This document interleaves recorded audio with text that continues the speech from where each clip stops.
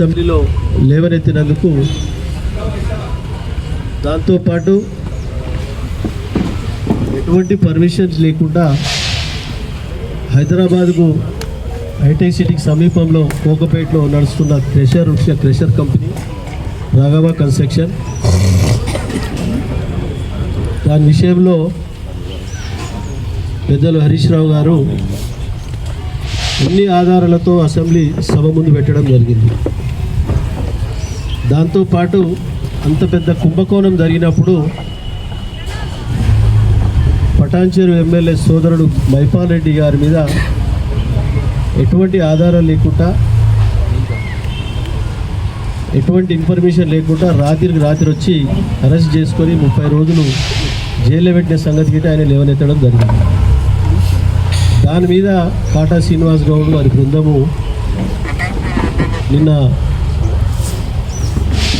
Press మీట్లో చెప్పడం జరిగింది. దాని పూర్తి స్థాయిలో కాటా శ్రీనివాస్ చేసిన కామెంట్ అంతా ఫేక్,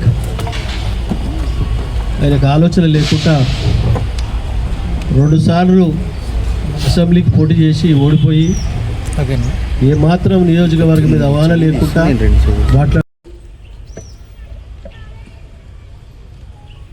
మార్కెట్ కమిటీ చైర్మన్ కానీ, అలాగే దేవాదాయ చైర్మన్లు కానీ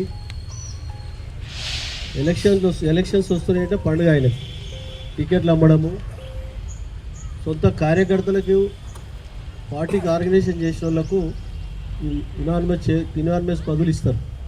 వాళ్ళ దగ్గర గిట్ట నువ్వు పైసలు వసూలు చేసిన పెద్ద మనిషి నువ్వు. మార్కెట్ కమిటీ చైర్మన్ అనుకోండి, దేవాలయ చైర్మన్లు అనుకోండి, సీట్ల పంపకంలో అనుకోండి, మున్సిపల్ సీట్లలో కానీ ఆ విధంగా వసూలు చేసిన పెద్ద మనిషి నువ్వు. వేరేల గురించి మాట్లాడే హక్కు నీకు ఎక్కడిది? కాబట్టి ఆలోచన చేసి మాట్లాడాలి. ప్రజలు నీకు 2 సార్లు అసెంబ్లీలో బుద్ధి చెప్పారు, మన మున్సిపల్లో బుద్ధి చెప్పారు. ఇప్పుడైనా ఒక పెద్ద మనిషి తరహా నువ్వు ప్రభుత్వం ఉంది, నిధులు తీసుకొచ్చి నియోజకవర్గానికి ఉపయోగపడే రీతిలో పనిచేయమని చెప్పి సలహా ఇస్తా ఉన్నా. కరెక్ట్ కాదు, దాన్ని సరి చేసుకొని విరమించుకోవాలని చెప్పి కోరుతా ఉన్నా. దాంతోపాటు హరీష్ రావు విషయంలో మాట్లాడము ఒక శోచనీయం. ఎందుకంటే హరీష్ రావు స్థాయి ఇక్కడ, నీ స్థాయి ఇక్కడ, నా స్థాయి ఇక్కడ. ఉద్యమాలలో కీలక పాత్ర వహించి ఈ తెలంగాణ రాష్ట్రం సాధించడంలో కేసీఆర్తో పాటు ఆయన లాఠీ దెబ్బలకు జైలుకు పోయి ఎన్నో రకాల అవస్థలు పడి తెలంగాణ సాధించే దాంట్లో మొదటి వ్యక్తి. అటువంటి వ్యక్తిని పట్టుకొని నువ్వు మాట్లాడము నీ స్థాయి కాదు. నీ స్థాయి లెవెల్లో మాట్లాడండి దయచేసి. స్థాయి లెవెల్లో మాట్లాడాలి, పద్ధతితో మాట్లాడాలి రాజకీయాలలో. కాబట్టి నీ స్థాయిని మించి మాట్లాడితే ప్రజలు బుద్ధి చెప్తారు. మొన్ననే మున్సిపల్ ఎలక్షన్లో 5 మున్సిపాలిటీలు 2 చెంపలు వాయగొట్టింది ప్రజలు. వాస్తవమా కాదా? దాంతోపాటు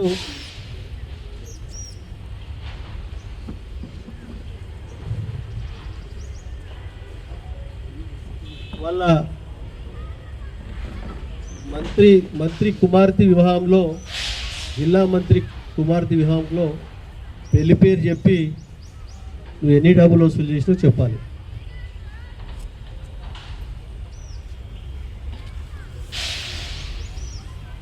సొంత కుటుంబానికి గిట్ట నువ్వు ఇక్కడ ఉన్నారు లైవ్లో వాళ్ళు సొంత కుటుంబాన్ని తల్లితో సహా, అన్నతో సహా, వాళ్ళ సిస్టర్తో సహా పోలీస్ స్టేషన్లో కంప్లైంట్ ఇచ్చిన దాఖలాలు ఉన్నాయి.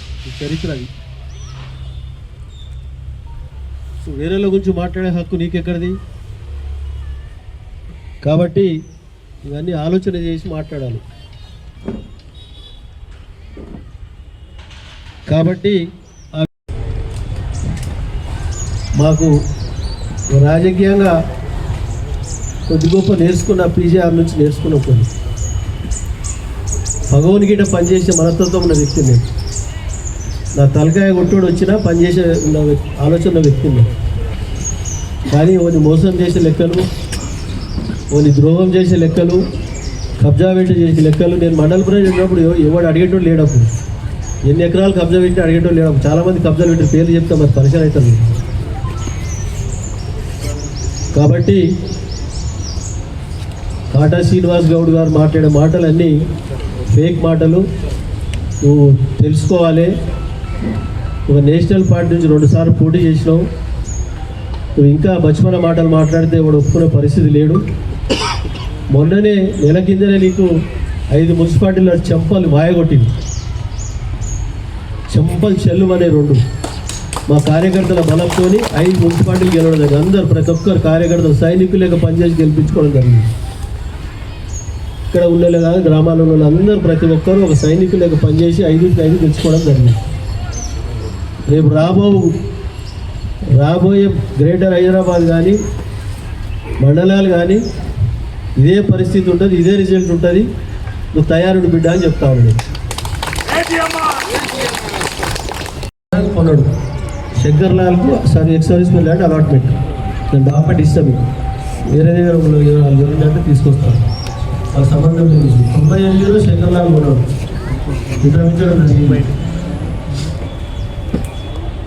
ఈ ల్యాండ్కి సంబంధించి కబ్జా పెట్టిండు అన్నాడు. కాటాసీని అడుగుతా నేను, వాళ్ళ అయ్య తాత సంపాదించిన భూమిని వాళ్ళ అన్నదమ్ములకు సరిగా వచ్చేయడు, వాళ్ళ అక్కజల్లెలకు ఇయ్యడు, వాళ్ళ అమ్మని ఇయ్యడు, ఇంట్లో సరిగా చూసుకునే సోయలేదు కానీ మంది గురించి మాట్లాడతాడు. డాక్యుమెంట్ ప్రూఫ్ చేయమని నేను దేనికంటే దానికి సిద్ధం. మా పేరు మీద, మా బ్రదర్ పేరు మీద, మా పేరు మీద ఉన్నట్టు తెల్లబట్టలు చెప్పుకొని నల్లబట్టలు వేసుకుంటాను. ఏదైనా హోటల్లో పనిచేస్తాను ప్రూఫ్ చేస్తే రాజకీయాలు మానుకోదు.